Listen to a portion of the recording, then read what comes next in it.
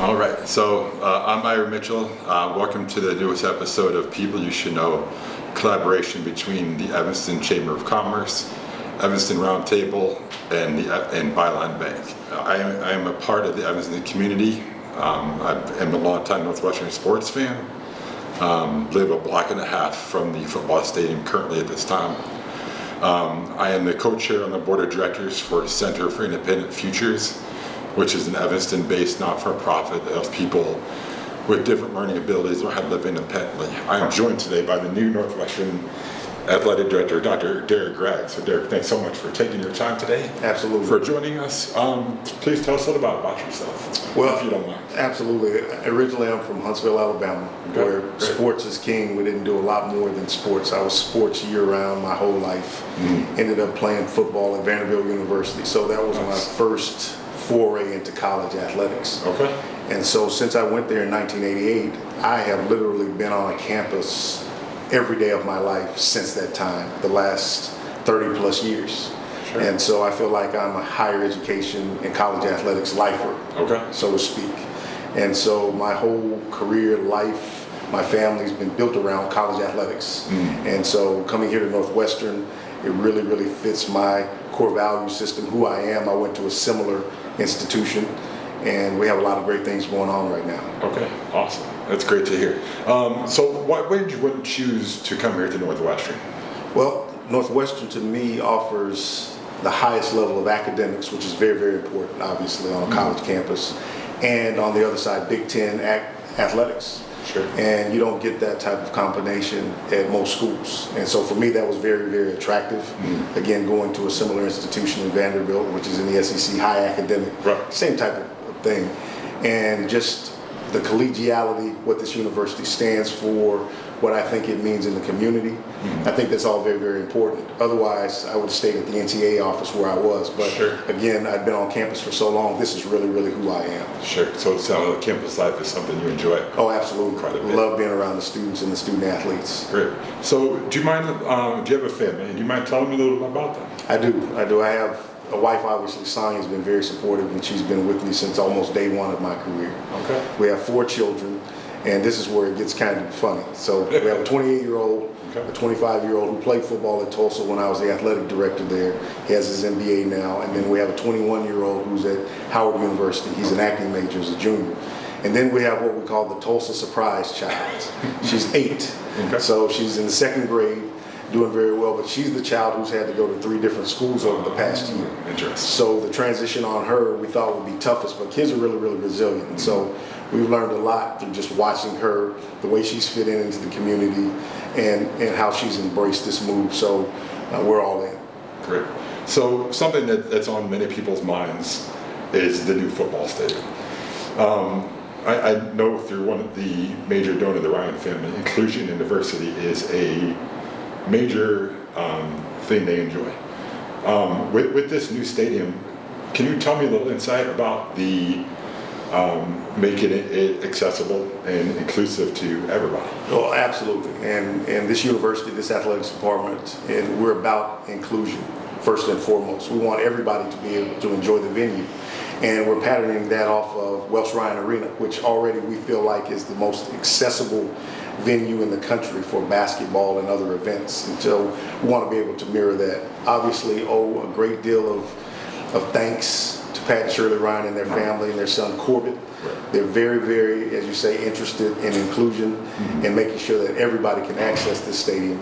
And we're going to make sure that that's what happens. Sure. So a little follow-up to that. And it's okay if you can't say an answer right now. If you had to say right now, like, I don't want to know, during construction, where's the team going to go play? That's a great question.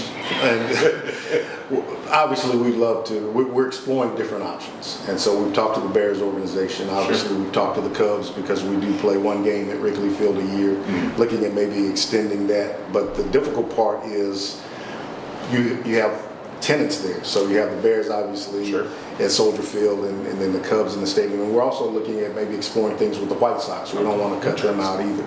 And so looking at being out of the stadium a couple of years. And so we've had lots of discussions with those organizations and look to continue those. But those are probably the 3 top venues that we'll look at when we're out of the stadium on campus. Awesome. Yeah, everybody I know it's a big thing right now. Absolutely. So what is something people don't know about you that people should know? Wow. Well, I used to be in a singing group. How about that? Okay. Give me a So favorite song. that's the little known fact I share there with all my staff members. We're having small lunches with all the staff members, and so I tell them to come in and we talk about fun facts. Sure. And so no, I'm not going to sing on camera. I don't need that. But I love music, and it's just a part of my foundation and my family as well. And just what I'd like people to know about our student athletes here is that they are fantastic. They are extraordinary. Right now, our spring sports programs, as I say, we're tearing it up. I'm from the South, so we're tearing it up right now in the postseason for most of our programs, competing for national championships at the highest level. And we hope that everybody will get out and support them as they finish up their seasons. Right, and I want to thank you for having your student athletes come out to the community and volunteer in the community. I know for Center for Independent Futures, we've had other student athletes come in to volunteer. So thank you very much for allowing them to do that. Oh, it's absolutely.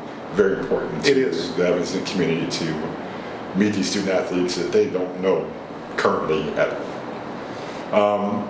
And I guess a follow-up to that is, and I think I've done a little research that you have been a part of the NCAA's Inclusion Diversity Committee. What does that mean, and what have you made change for that? Well, there's a lot that goes into that, and I worked in the NCAA office as the Chief Diversity Inclusion Officer for the entire membership. And so for me, it's basically part of who I am. Sure. My mom, back in the 1960s, helped integrate a high school in Huntsville, Alabama, where we're from, 1965, voluntarily with a handful of other black students. And so that's just basically part of my foundation. And mostly everywhere I've gone, I've been the first black athletic director, even here at Northwestern. And so I do embrace being a pioneer, and somebody has to be first is my motto. But making sure that other people are able to come into the doors that I've been able to come in behind me. So inclusion, diversity, all of those things are part of my DNA. Sure. Okay. Great. So I just want to invite everybody and yourself to please, if you are able and willing to learn a little bit more about Center for Independent Futures, we have an upcoming event in June 26th at Double Clutch Brewery. It's called Brews and Bites. We would love for you to come out and be a guest if you're able to, and enjoy and ask other members of the community to come out as well. Well, we'll do that. And I have a question for you, Of too. course, Since you're please. a huge Northwestern fan, do you have any favorite teams or student athletes? Or anybody So from the past? recently, because of his social media content, that's Joe Spivak. So I follow along his social media. I know he's trying to get in the wrestling world right now. So I've seen him go to WrestleManias recently, but also what he's done here to bring people in from the outside world to what a day in the life of a student athlete is. That's right. But I've been a Northwestern fan since '94, so I saw Coach Fitz play basketball or football here when he had his neck rolled back in the day. So I've been a long time fan of football and basketball, and I've attended just because close to the house is baseball and softball as well. Well, thank you. Thank you for your support. We need that. And I remember the old school neck roll. I'm old black coaches, so I remember those days. Yes, sir. All right. Well, Dr. Gragg, thank you so much for your time today. I very much appreciate it. And again, thank you to Evanston Byline Bank, Evanston Chamber of Commerce, and the Evanston Roundtable for today. Thank you.